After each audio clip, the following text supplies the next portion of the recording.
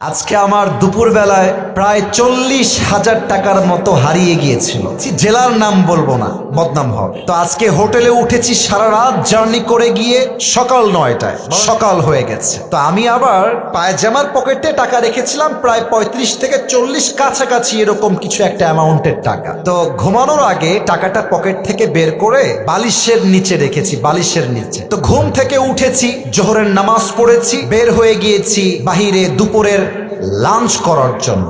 কিন্তু টাকা যে বালিশের নিচে ছিল আমি ভুলেই গেছি। হোটেলে খেতে গেছি, বিল দেওয়ার জন্য বলেছে, বিল হয়েছে 600 থেকে 700 টাকা। পকেটে হাত দিয়েছি, দেখছি টাকা নাই। মাথা তো আমার ঘুরে গেছে, কিরে টাকা আমি রাখলাম কোথায়? হঠাৎ করে মাথায় আসছে, আরে টাকা তো আমি হোটেলের বালিশের নিচে রেখে এসেছি। সঙ্গে সঙ্গে কোনো কথা ছাড়াই গাড়ি ঘুরিয়ে হোটেলে আসলাম। এসে খুব বিনয়ের সাথে ম্যানেজার সাহেব বললাম, স্যার আমি আবরারুল হক আসিফ হুজুর, আপনি আমাকে চেনেন। আমি আপনাদের হোটেলের রুমে বালিশের নিচে এত টাকা রেখে গেছিলাম, 1000 টাকার বান্ডিল আর 500 টাকার বান্ডিল রেখে এলাম বালিশের কাছে। বললাম, স্যার যে পেয়েছে আমাকে বলেন দিয়ে দিতে। তো দুইজন যুবক আসলো, যারা ক্লিনার, যারা হোটেল ক্লিন করে। আমি ডাকলাম, এই এদিকে আসো। ওরা আমাকে আগে দেখে নাই। বললাম, তোমরা কি আমাকে চেনো, আমাকে চিনতে পারতেছো? তো যে আমার বেড গুছিয়েছে, যে আমার বালিশ হটিয়েছে, সে বলছে, হ্যাঁ আমি আপনাকে চিনি, আপনি আসিফ হুজুর, আপনার ওয়াজ আমি শুনেছি।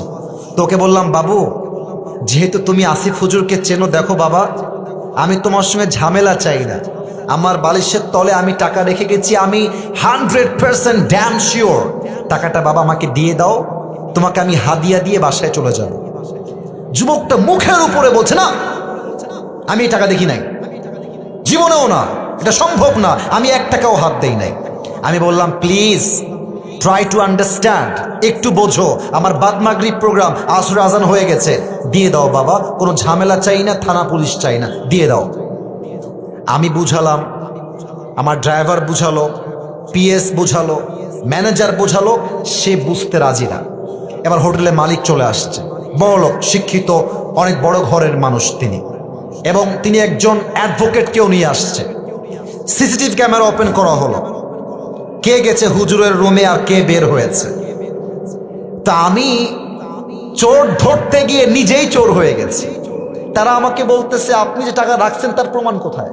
আমাকে বলতেছে, বিনয়ের সাথেই বলছে যে, স্যার আপনি যে টাকা রেখেছেন এখানে 40,000 টাকা, তার প্রমাণ কি, আপনি আমাকে বলেন। আমি তো ঝগড়া চাই না, আমি সবসময় সমাধান চাই। তো আমি বললাম, একটু ক্যামেরাটা আগা পিছা করেন, সিসিটিভি ফুটেজটা সব চেক করা হলো। হোটেলের মালিক বললেন, হুজুর টাকাটা হয়তো বা আপনার স্টাফরা নিয়েছে, কারণ তারাও আপনার রুমে প্রবেশ করেছিল। আমি বললাম, দেখেন আমার স্টাফরা, they have been working with me just for 4 years, প্রায় 4 বছর যাবত আমার সঙ্গে তারা আছে, আমার 1 পয়সা তারা হাত দেয়নি আজ অব্দি, ওরা নিতে পারে না, প্লিজ একটু সমাধানে আসেন। না, উনি মানতে রাজি না, উনি বললেন এটা হতে পারে না, আমরা সরি। লাস্টে যখন ফিরে আসবো, টাকার আশাই বাদ দিয়ে দিয়েছি। অ্যাডভোকেট তাকে আবারও বলছে, এই ছেলে টাকা নিয়েছো, থাকলে দিয়ে দাও, কোনো মারামারি হবে না, দিয়ে দাও, আসিফ তোমাকে ছেড়ে বাসায় যাবে। ও বলছে, না আমি টাকা নেই নাই। আমিও টাকার আশা বাদ দিলাম, যে থাক ওইটা বাদ, ওটা পাওয়া যাবে না। জাস্ট আসার সময় তাকে বললাম যে, স্যার দেখেন আমি আসিফ হুজুর, আমি কোনো গন্ডগোল চাই না, আপনার হোটেলের বদনাম চাই না, তবে একটা আবদার রাখবো। এই যুবকটা যে রুমে থাকে, চেক হিজ রুম, ওর রুমটা চেক করে। বলছে, ঠিক আছে হুজুর, আপনার লাস্ট আবদার আমরা রাখবো। হোটেল ম্যানেজার, হোটেল মালিক, অ্যাডভোকেট এবং আমার 3 জন স্টাফ ওর রুমে গেল। রুমে গিয়ে দেখবেন টয়লেটের উপরে একটা ছোট্ট করে জায়গা থাকে, এই ঢোপ টোপ রাখার জন্য, অনেক জিনিস রাখার জন্য। একজন গিয়ে সোজা ওখানে আঘাত করছে। যখনই খুলেছে দেখছে আমার সব টাকা ওখানে রাখা আছে। আর যখনই টাকা দেখতে পাইছে মালিক হোটেলের, ওরে ইচ্ছা মতো মারা শুরু করছে। সেই মায়ের আমি গিয়ে পরে ঠেকায় ঠুকায় নিয়ে আসলাম। আর ওই যুবকটা পা ধরে এত কান্নাকাটি। আমি বললাম, যুবক তুমি কি করলা এটা? তুমি আমাকে বলতা যে হুজুর আমি টাকাটা পেয়েছি, নেন আপনি, আপনার যা মন চা আমাকে খুশি হয়ে দিবেন, তাতেই আমি খুশি, আমি তোমাকে দিতাম অনেক টাকা খুশি হয়ে। তুমি কি করলা? এখন তুমি টাকাটাও পাইলা না, তোমার চাকরিও হারায় গেল। শিক্ষা কি পেলেন?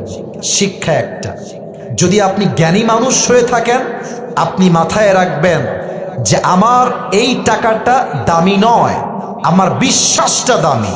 যদি আমি বিশ্বাস রাখতে পারি, পুরস্কারও থাকবে, চাকরিও থাকবে, জীবনটাও সুন্দর হবে। মূর্খতা করবেন, চাকরিও থাকবে না, জীবনটাও অসুন্দর হয়ে যাবে। ঠিক কিনা বলেন?